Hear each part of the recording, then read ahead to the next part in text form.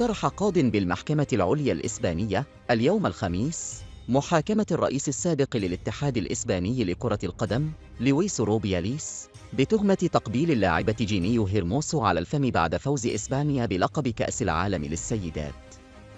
وقالت المحكمة في بيان إن القاضي فرانسيسكو دي خورخي دعا أيضاً إلى محاكمة خورخي فيليدا مدرب المنتخب الوطني السابق للسيدات، بالإضافة إلى البرتلوكي المدير الرياضي للمنتخب الوطني للرجال، وروبن ريفيرا مدير للتسويق بالاتحاد، بعدل الضغط على هيرموسو ليقول إن القبلة كانت بالتراضي. وإلى جانب القبلة نفسها، وجد القاضي دليلاً على أن روبياليس والمتهمين الآخرين ربما ارتكبوا جريمة ذات صلة في عملهم المنسق لجعل هيرموسو يسجل مقطع فيديو يقول إن القبلة كانت بالتراضي.